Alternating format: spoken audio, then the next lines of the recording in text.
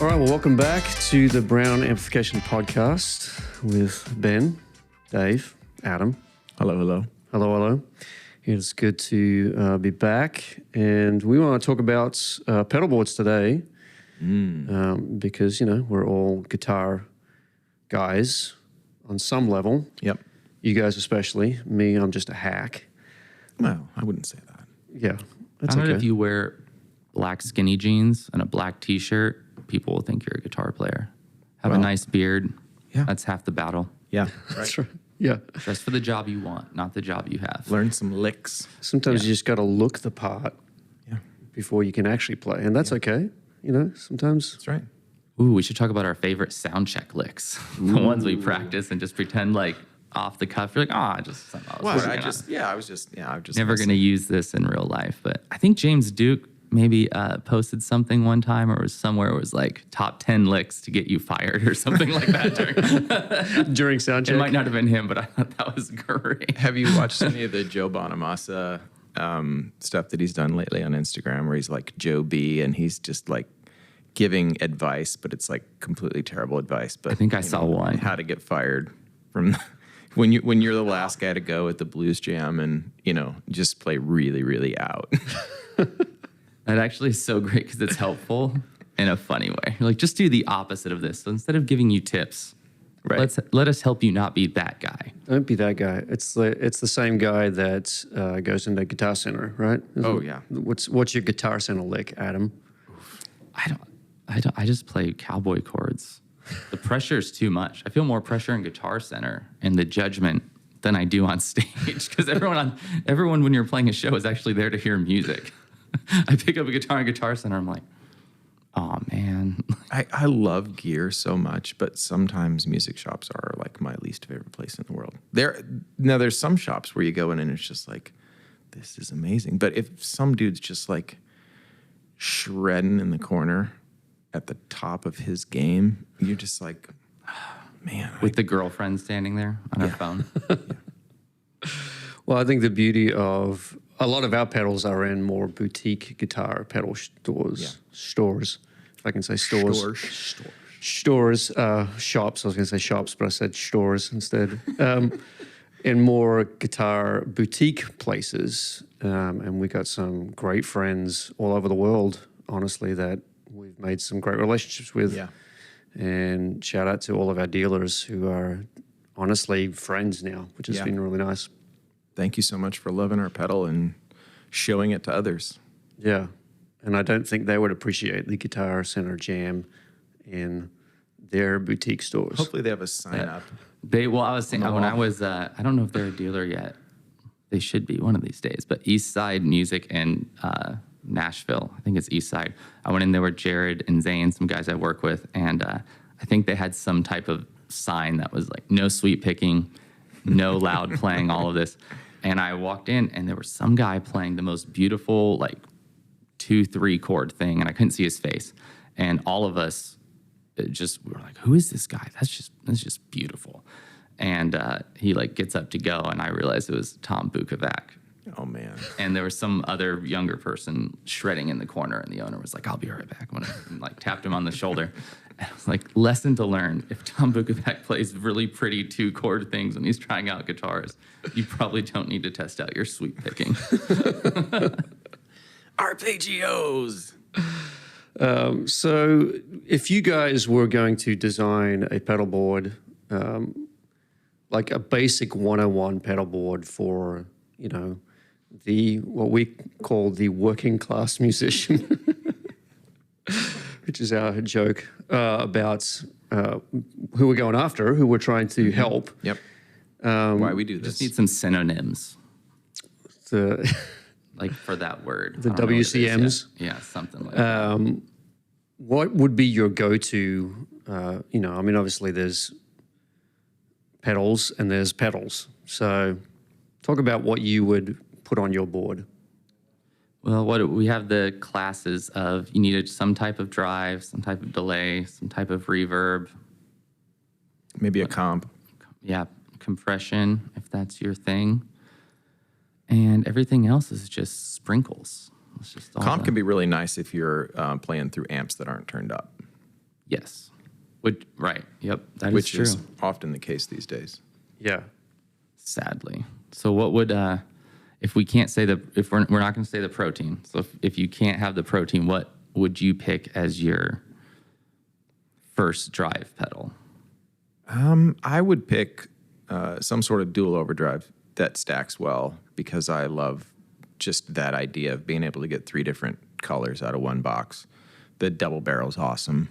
Yep. I haven't played the Cornerstone Gladio yet, but I've seen enough videos to know that that's a really fun one. I think it kind of gets a little more of that Dumble compressed vibe, which could be really cool. The Kingtone Duelist I have played. I actually have one of those. I have it here.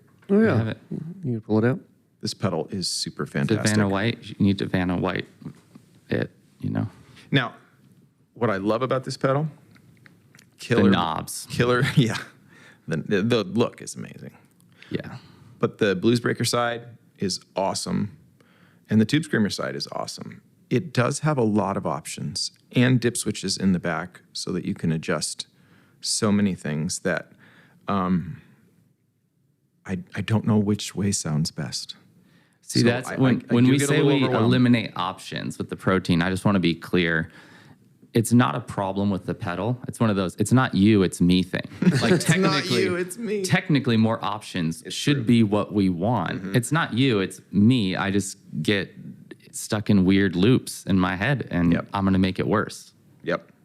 So more options is probably good if you're not wired in a very weird fixation way. I just couldn't stop flipping the symmetrical, asymmetrical switch and trying to hear it. And it so much depends on the amp and the guitar and how loud you're playing and if you're stacking and all these other things. But so I'm going to go with this. This is my drive pedal that I'm going to use. Okay. But I'm going to have That's to your- hot glue some settings in place so I can't reach down and adjust You them. need to write a little note next to it. It's like, Dave, Don't note touch. to yourself, you like this setting. This is the setting you think Leave it is alone. good. Please don't touch. I know it's 8 a.m. in the morning before church, but you don't need to mess with it because it's okay. And this is going to sound great. Nothing is going to sound the way that you want it to right now because Yeah. your ears are asleep and the amp is on 1. So. It's not you, it's me. It's not the pedal.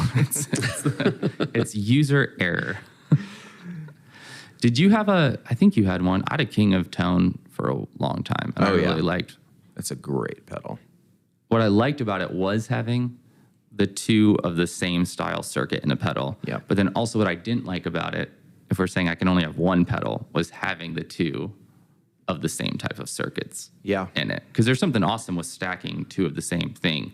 The complexity of having them both set lower and, is awesome. But if I could only have one, I'd probably pick something that had 2 different. I think that's the first drive I ever stacked, or that I stacked and liked. Because, I used to have like a Tube Screamer and a Rat on my board, I think, and a Big Muff. And you turn any 2 on at the same time and you're lost in mush, right? But the King of Tone, I think the one that I had a high gain option for one side, but I don't think that's the one I had, I don't too. think I used the high gain. I think I turned that off. But the 2 Bluesbreakers together, one clipping a little more and one clipping the second one, the one closer to the amp clipping less, right? Because if you take low gain and hit high gain, then you're going to boost it and you're going to tend to get some mush. But if you take a higher gain, which is, this is what we did with the protein. Like the green side is definitely meant to be higher gain. I set my, in a normal setting, I've got the green side, I've got the gain of about 2/3, the volume is about 50%, somewhere around unity, tones probably fairly straight up the middle. And that gets me a pretty good gain sound. And then the blue side, mostly everything at noon set to be a nice, very light overdrive. And then if I turn them on together, you get like, to me, it kind of feels like I've got an amp that's turned up and I just hit it with an overdrive. And so everything's starting to work and you're getting some juices flowing rather than, the amp set on 1 and you smack it with a Tube Screamer and it just sounds as bad as it did without it. The layers we were talking about this before the podcast started, because in Pro Tools, if you look at one of our channel strips a lot, I'll have something like a black box, just that's adding a little bit of harmonic complexity, and I'll be hitting a tape, like it's all these layers of little things that make the end tone be really complex. Right. And so we were kind of talking before, I liked approaching pedals that way, because I would always, initially buy a pedal like, oh, I need a lead sound. So then you buy like one box that has all of that. And when I started messing around with pedals and treating them almost like a plugin, like how can I have this almost not be an overdrive pedal? I just want it on and do as little change as possible, but it's just adding little harmonic complexity. Yeah. And I showed you guys a clip I did with the T4, and I turned the drive all the way down, and it sounds clean, really. I mean, almost clean with kind of a little bit of gritty breakup, but I wouldn't have thought to do that. Or a booster of some sort. Yeah, or like the amp. I'm hitting the amp really hard, maybe. Interesting. Yeah. But that was really fun, opening up pedals and just doing that. Like, can I stack 3 or 4 and have them work? And I think a big thing, too, is the order. You have to experiment, because I know that when we, the 2 pedals we started with for the Protein, I had them in a different order, actually, and I still liked it. And then I forget, for whatever reason, I think I couldn't fit it on a board. I flipped it, and it worked better space-wise. And I realized that it didn't compress, like we were saying. Right. Hitting the the blues breaker side sounded so much more open than the blues breaker side hitting like the green side. Yeah. And so that's so really is that something you feel like people should, obviously be aware of, because that's a process of time and, eliminating what works and what doesn't work. And for guys that are probably new to pedals or still trying to figure out their board or what they need to do, your advice is you actually want to add complexity in small doses rather than being like, this is the pedal that you should have that's going to fix everything. It's like, no, you're actually going to need multiple different gain stages to be able to make the sound that you want, right? Well, it's like the Rat pedal is a great example. Like, it's an amazing pedal, and it just, blistering sounds. But the guys that are using one of my favorite Rat-esque pedals that's on the market today is the 1981 DRV, right? It's, very different than a Rat. It's been modified a lot, but it's, that's kind of its origin as I understand. And a lot of my favorite sounds that I've heard from it, the gain's most of the way off. And it's just adding, like, just a ton of vibe and color and complexity and, harmonics and whatever. It just, it makes it feel a lot better when you're playing. But it's not doing a whole lot of distortion. Like, it could, but it almost is better to me in that aspect, especially if you're going to, run multiple things together. So lower gain and, different things together. I tend to find that I'm using lower gain than I used to, for sure, because as I go back and I listen to recordings or you listen to board tapes and you hear stuff that you did, you realize, wow, I really didn't need as much gain as I thought I did to communicate what I was trying to communicate. Is that just it's because weird. we're getting older? No, maybe Unless it's fuzz. we can say that, or we can, brand it positive maturity. There we go. But I remember, I think it was actually Dave Wiens. I wanted to get some Rage Against the Machine sound or whatever for a riff, and I had so much gain. Now that I look back, I'm like, why did I have so much distortion? Because when you actually listen to the record, not that distorted of a guitar most of the time, but the feeling was so big that in your head you kind of go, right, I need more because it feels so big. But then when you really sit back, like, oh, it's not that much. And when you view, drive pedals, instead of calling them drive pedals, because that puts me in a certain headspace, oh, it's a drive pedal. But when they're viewed as tone shaping pedals, then you kind of let go of all the rules of where I got to have the drive at least up a little bit because it's a drive pedal or, whatnot. And it's like, well, what if I like the way it shapes the EQ when I turn it on? So I just turn the drive off, or all of that stuff makes it more fun, because when I was younger, I would buy and sell so many pedals because you would get something, you're like, oh, it just doesn't work. It doesn't sound like what I wanted it to. But some of the best tone is those little tweaks, those little changes in there. But that's, it's not as fun to worry about the little changes. It's more fun to just crank it. But yeah, don't sell anything till you've tried it every possible way, because you might find something magic in a really weird setting. And hours were lost. That's right. And I never went to college, so here we are. But here we are, still, we are still. making our lives work without the college degree. Yeah. Yeah, and that's okay. I have a college degree. Well, that's because you're our resident genius, Dave. I have a degree in classical guitar. Really? Do you really? Let me tell you how helpful that is. Okay. Well, maybe it's helped you understand tone shaping. It helped me understand Segovia. Oh, I don't even know. I was like, I don't know what you do with Genius that. classical guitar player. There you go. Under Segovia. You gonna build a classical guitar one of these days? No. No classical guitars. I got one recently, though, for the first time in a long time. I kind of have this funny thing with trying to find guitars that are made around the same time that I was born. And I got an Alvarez Yari classical. I got it really cheap, but it was, made in mid-'70s and some. Did I see that? I think you showed that to me. Yeah, it's hanging on the wall. That's cool. It's tons of vibe. It's a great sounding guitar for cheap. I think Phil Keggy released. He did a Spanish record at one point in time, or classic, whatever you want to call it. But he had a nylon string guitar, so I went out and bought one, and then realized I did not have the focus or desire to learn that style enough to actually do that. And so I sold it. I was like, sometimes you just have to know when to call it. I was like, this is not going to happen. It's actually the first guitar I ever played was a nylon string. My dad had a nylon string. He had sold all his other guitars, and that was the only guitar I was allowed to play, because no evil could be conjured with a nylon string guitar, apparently.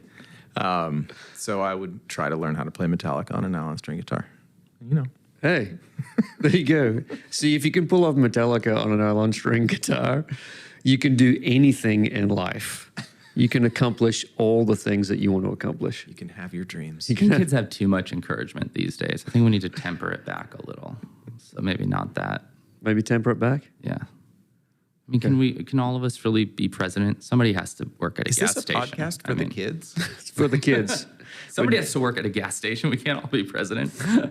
Lower your dreams. Lower your expectations. We're doing this for the kids, folks. Don't shoot for the stars. Shoot for the treetops. And then if you make it there, reevaluate. And so here you go. Biggest regret of something you sold, thinking you're like, there's something better, and then you really wish you hadn't have sold it.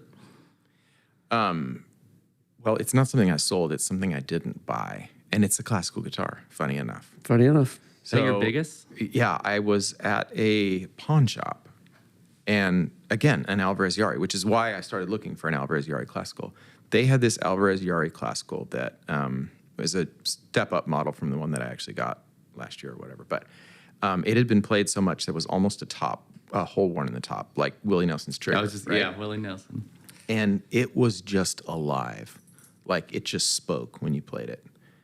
And I asked the guy how much he wanted for it, and I think he said he wanted $300, and I was trying to talk him down to $250. So I left thinking I'll come back. There's a pawn shop right around the corner of my house I went to all the time. I was like, I'll come back tomorrow, and he'll sell it to me for $250.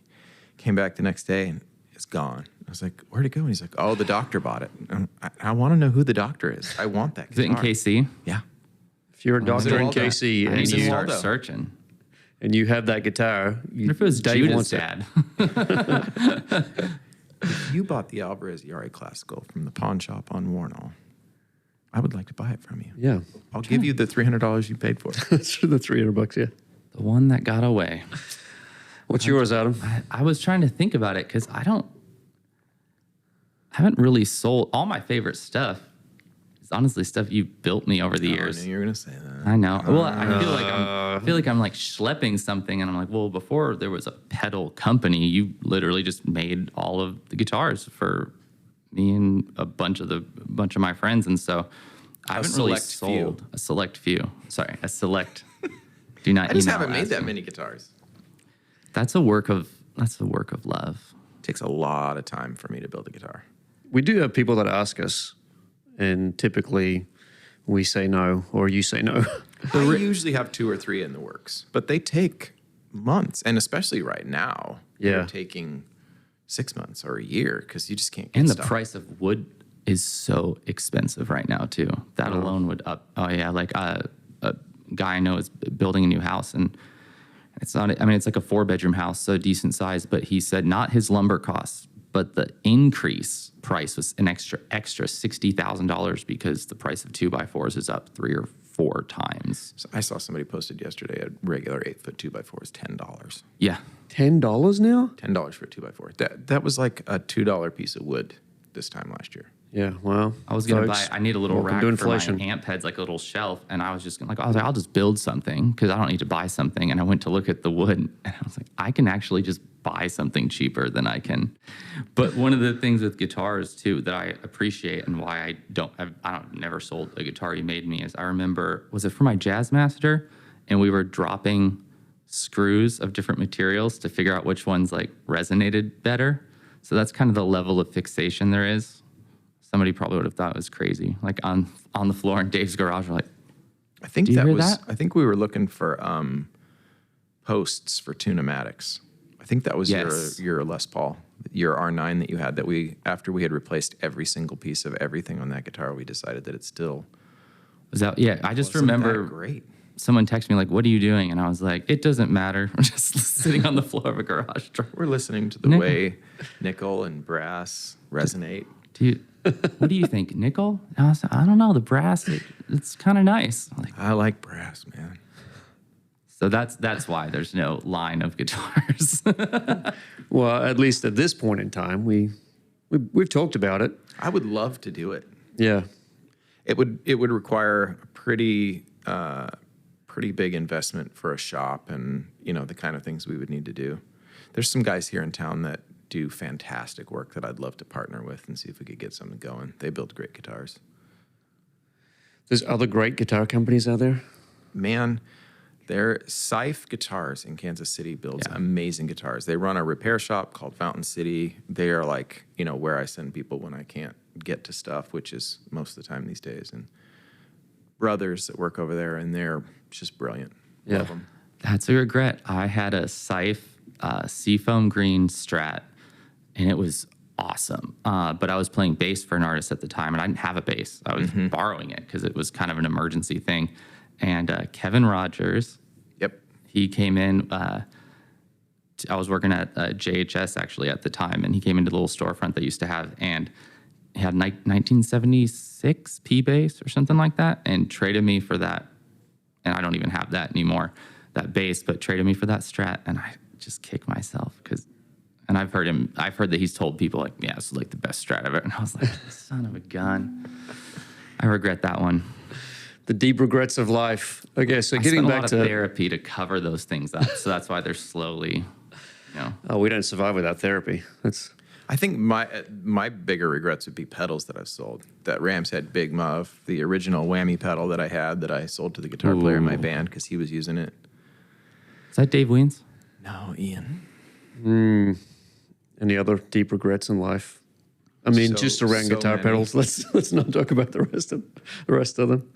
I'm trying to think if I have any pedal regrets. There's some early JHS stuff I wish I would have held on to, just for memory's sake. Because I remember hanging out with Josh in his basement when we were playing with the same artist together and watching Seinfeld, and he was making pedals, and I just wish I would have held on to some of those just to have them. But I've had a couple bun runners, and I really wish I still had a bun runner. yeah, It's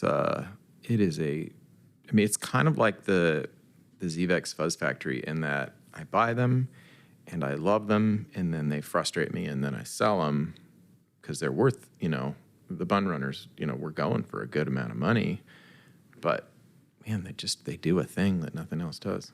I liked I don't think he still makes it. It was green. Well, mine was green, but I think they called it the Pollinator. Do you remember that one? Had a little bee icon on the logo. Was it a fuzz? It was a fuzz, but it got really spitty in a really fun way. Yeah. And yeah, there's a few of those. Spitting in a fun way, not spitting in a bad way. Well, Yeah, some words are depends on what you're going for. Because that could be bad, but I really liked it. So no, Spitty can be awesome. Like, I love Velcro sound in fuzz. And that's with the fuzz. bun runner and the Fuzz Factory. They will really do that Velcro fuzz. but it's also very frustrating. And Ben, it literally sounds like your shoes as a kid when you would rip the Velcro off. That's what it sounds like. Yeah. It's like, I'm learning so much sitting right here. I just answer emails and make sure pedals get out the door. It really is vital if you're going to play any type of Chris Tomlin song. Pretty much your worship leader will love you. If you always have a fuzz factory on your board if you're playing a worship gig. I think that's a really important piece of advice. It doesn't matter what they say. You will not be able to make it stop squealing. People don't know what they want, so just feel free to reinterpret the song. Yeah. And it will pay off.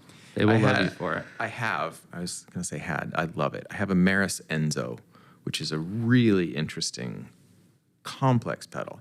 And I was trying to use it live without a sort of preset device to recall presets. And so I could never get it to where I had it to get this magical sound. And instead it would just start squealing or endless looping, some sort of feedback thing that I couldn't turn off. So I now have a Morningstar MC8, so I can call up presets on it, and that thing's magic. I've got 9 settings on it it'll sound like a bass, it'll sound like a whammy pedal, it'll.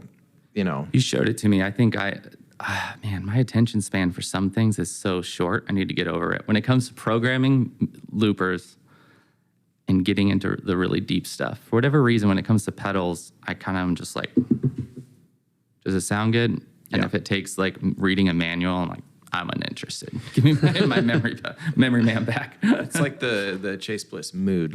If you didn't take some hours and go down the rabbit trail on that one and then save those presets, it's a frustrating pedal, but it's also just beautiful and inspiring. What's the vibe? I sold it, I guess that's a little bit of a regret. The Roger Mayer. The Roger Mayer.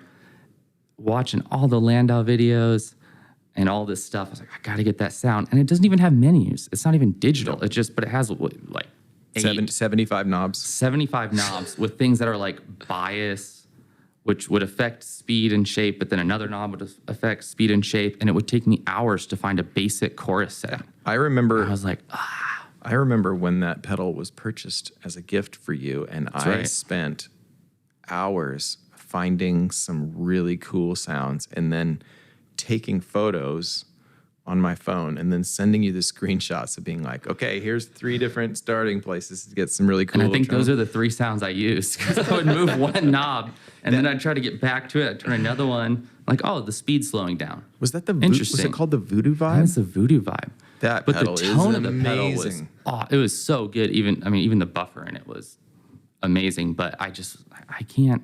That reminds me of the, what was that company that made those really cool pedals? The Edge used one a ton, and was the envelope filter, the Meatball. Yeah. Was it a single stomp box? I'm trying to think. They were big. We had a device. If only we had a way to look this up. What do you think it's called? Meatball, Love Tone. The Love Tone Meatball is is way worse than that Roger Mayer pedal. And I say worse. I love these pedals, so I'm not slagging on them. But you could spend 9.5 days and not find a usable sound on the Meatball. You really have to figure some things out. And then the minute you change anything in front of it, it all changes because it's triggering on, the velocity of your signal that you're sending. It's human psychology. People love those pedals because they say the more time you invest in something, the more you actually like it. The more money you spend, the more. So if you've spent 12 hours to come up with this sound that no one is going to be able to figure out on their own because there's too many knobs and it's too complex, you're going to have this deep, intimate relationship with this pedal, and you're going to really like it. And you better hope you don't have kids that are going to go mess with your pedal. I was thinking, oh my gosh. Okay, so getting back to what goes on through overdrive. We got through overdrive. What did you say? What else would you put on? Double barrel. Double barrel? Yeah. Or the dualist. Something like that. And then, so you said a compressor, you need double overdrive, a simple board, somebody that has never maybe, spent a bunch of money on a board. What would they? Compressor. I like the SP.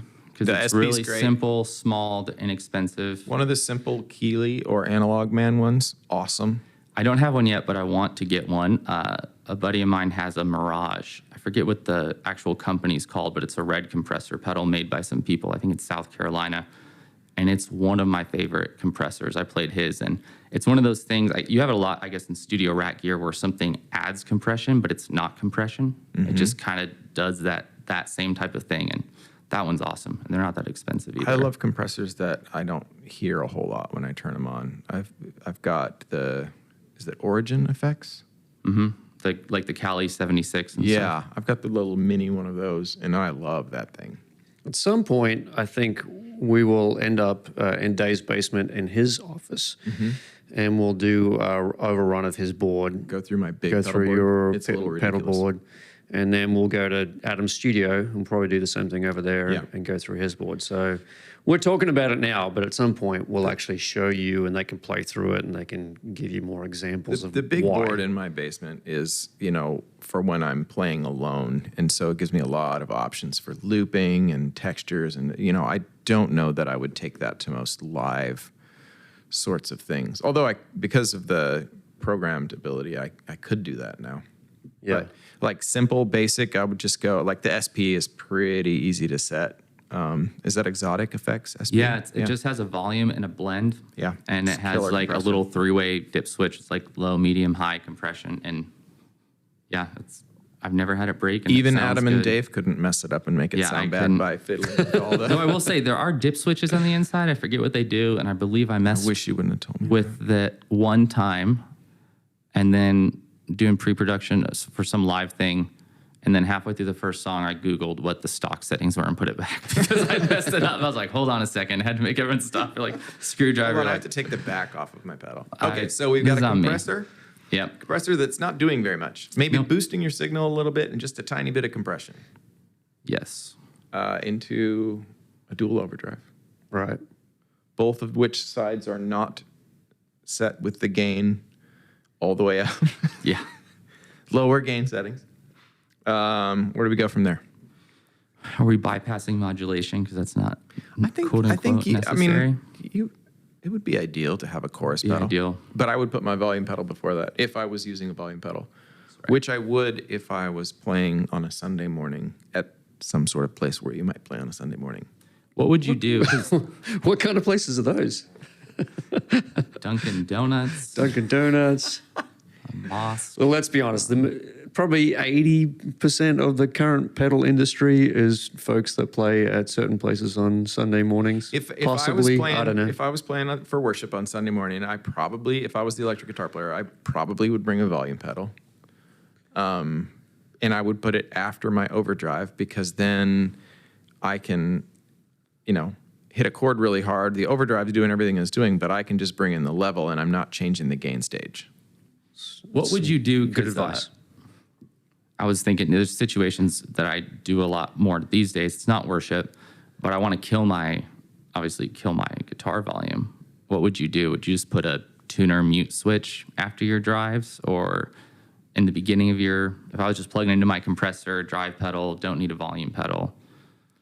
I would prefer that my guitar is going straight into my tuner because if you have an overdrive pedal on, it's going to mess with your tuner's ability to work. So I would like to go straight into a box that will either switch to go to my tuner or have a dedicated tuner out.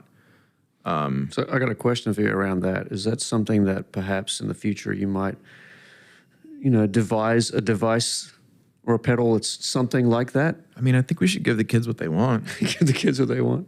Does the tuner matter more then? I'm even asking this for myself because, when I'm using a volume pedal, I don't know how to say the company's name. That really nice. Is it Lely? Whatever that company is. It's I think awesome. it is lately. Yeah. But they have tuner outs. So the tuner doesn't really matter in the sense of my sound is not going through it. But if you're going to plug into a tuner, you probably want to make sure it's not messing with your You sound. mean if your signal is going Yeah, through if I'm your plugging tuner right and then in. into... Yeah, I'm pretty opposed to that personally. had some tuners that I love that did weird things to added artifacts and whatever. I would prefer the tuners not in the chain. So you need some type of true little, even a single true bypass loop or a little thing. Yeah, that's what I would recommend. But if you have to go through it, I feel like the Bosses are pretty safe. Yeah. Boss TU, whatever, TU 2000, whatever they're on now. Yeah, and they have mini ones now. Well, that's what I have on mine, little mini one. So nice. I don't feel like it's the best tuner, but I feel like it's super reliable. And in a setting where I need to know that the tuner is going to work, and I always, when I was guitar teching, I always had a TU2 right there just in case. I love my Peterson Strobo Stomp, and that's my tuner. But there are times when I stage level, vibrations in the earth, the moon was in the wrong hemisphere. It just tide is going out. Yeah, you're trying to tune an acoustic guitar while the band's cranking out full tilt, and the tuner just will not work. I like to think that, I don't like to think. I wish I could say that a Boss tuner wasn't good enough for me, but I'd say that's about the level my ears are. I don't have perfect pitch, so it matches my ability to hear the tuning well enough. I don't need anything more. The Strobo Stomp I love because I use it for setting up guitars and intonating, and it's good enough that I could do that. Or I can have presets for like acoustic tunings where I'm sweetening a bit, and I do like sweetened tunings. I do feel like that's a thing, a really legitimate thing. I mean, the guitar is imperfect in its temperament, and if the G, if you've got a G chord that's perfectly in tune, the D will not, or the A will not be perfectly in tune. And so, sweetened guitar tunings are a real thing that I have the iPhone app, and actually I've used it in the studio because I think it's only like $10 or $20. You can get the iPhone app for the Peterson. Yeah. And the sweetened tunings actually made a big difference. Especially if you're playing with pianos, it just makes it sit so much better. You're not going to have that one chord that's just going to clash with everything. Well, because that's what I would always end up doing. If you're in D, I end up picking through, and you kind of just make sure the D and G chord are kind of sounding they're both equally off. Yeah. That's right. That's all a sweetened tuning is. So modulation, I'm thinking, I know this is not the most inexpensive option, but for functionality, I love the GFI synesthesia. Oh yeah, it's great because models, obviously, all of your classic, really great modulation effects. And what I love, and I can't wait for them to, I think eventually, hopefully they'll do this with their specular templates as well, but you can have two separate algorithms independently. So I can have a phaser going into a trem and kick them on and off in, all in one pedal. Now that's a really complex pedal as well. That's a pedal that I need presets for.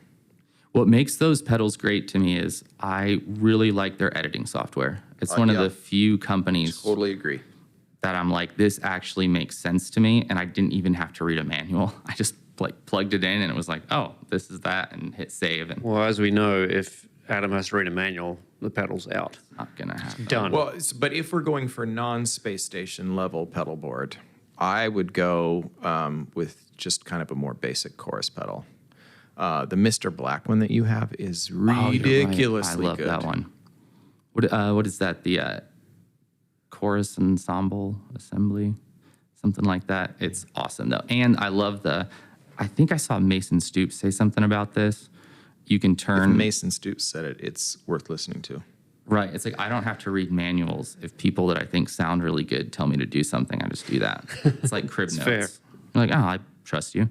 But you can turn the depth and the speed all the way down and blend the mix in just a little bit, and it does this cool like 80s widening thing. Well, especially if you're wearing in-ears.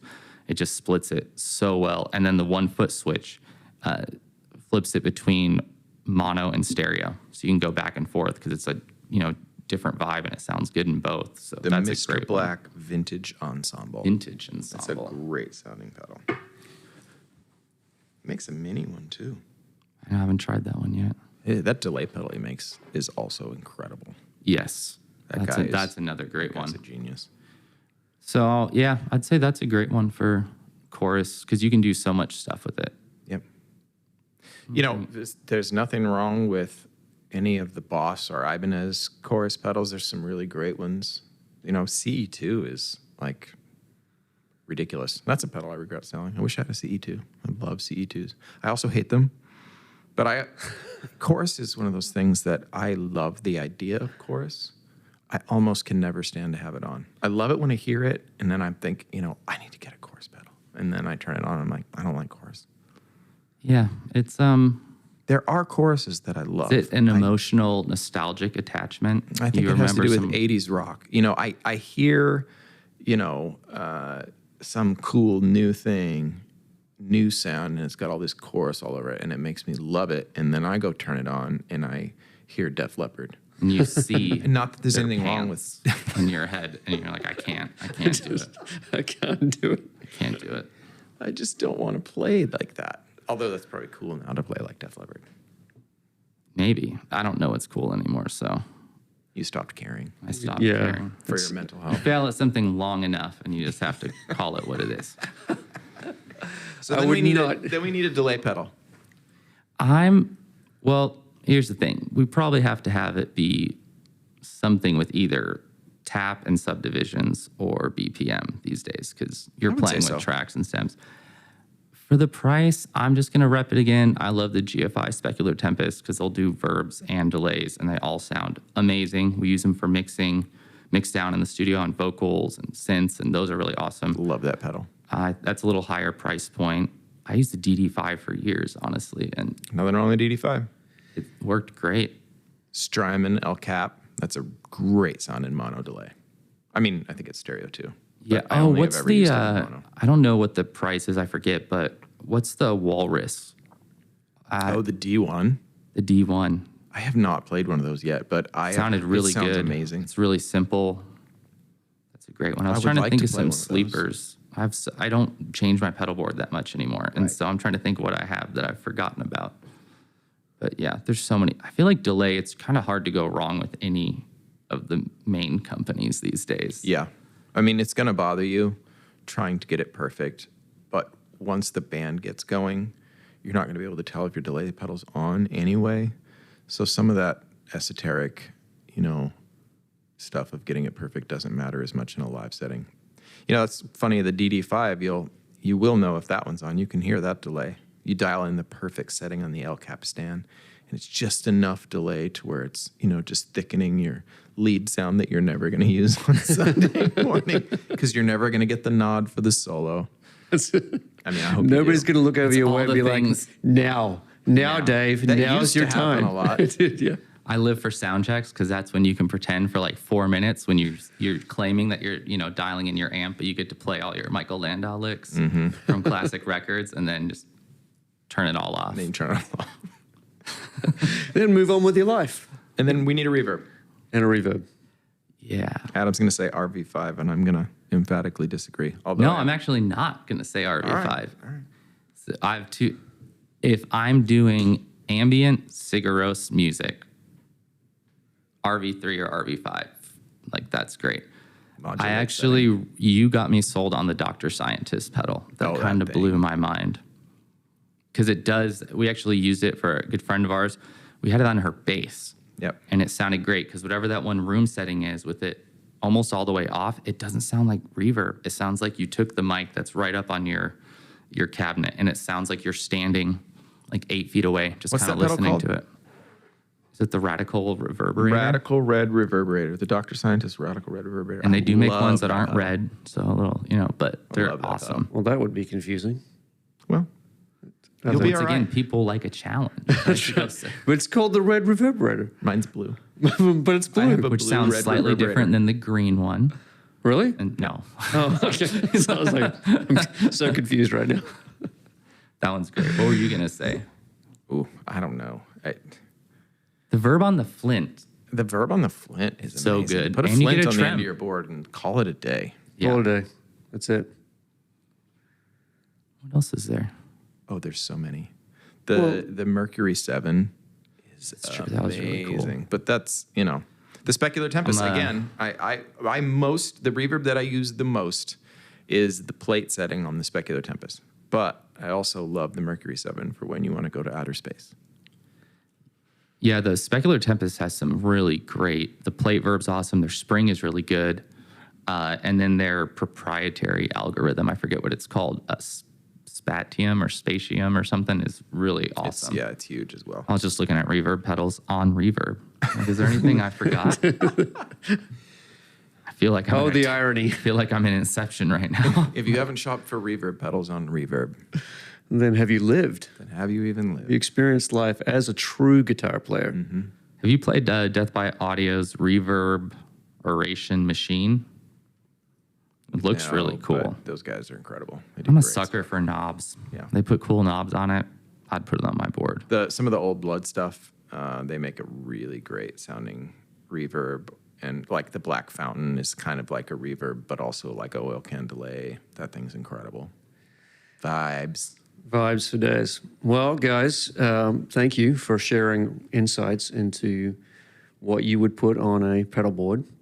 And if you want to research any of that, I'm not putting links to all of his pedals. No, On you our need to tell us YouTube your account. favorite of all of the categories. Favorite pedal? Yeah, people need to comment and be Yeah, like, comment I wanna- and yes. let us know. We probably missed some really obvious, amazing reverb. How pedal. many pedals did we do? I don't even know. How many did you listed? We did was a a- comp, we did a drive, we did a volume, Modulation. we did a tuner, we did modulation, delay, reverb. Yeah, I mean, Tell that's- us what your 7 would be. I'm gonna. We can split the difference with the GFIs now because I forgot they came out with I their know. single units, and $199. Delay and for reverb, right? I think it's just. I think they broke them up, so Right. it looks like this one for $199 for like their verbs, all their verbs, and then $199 for their delay. Isn't the delay one called the Orca? Yes, and I think it's blue. And That so doesn't and really it matter, will do real whale sounds. Real and whale it's called sounds. the Orca. I actually don't play slide. I just play whale sounds because real slide players, I don't do that. But in certain moments of what you could call inspirational forms of music, in inspirational places of worship, sometimes they appreciate a nice little that's whale whale sound. sound. Yeah. All right. Well, make sure you leave a comment and tell us how many do you 7, right? 7. What would you put on your board if you had to choose 7 things? Pick your magnificent 7. Pick your magnificent 7. There you go. That's probably what I'm going to title this episode. Pick your magnificent Or just 7. Magnificent 7. Magnificent 7. So, well, thanks for being with us on this episode of the Brown Amps podcast. Tune in again. We'll be back.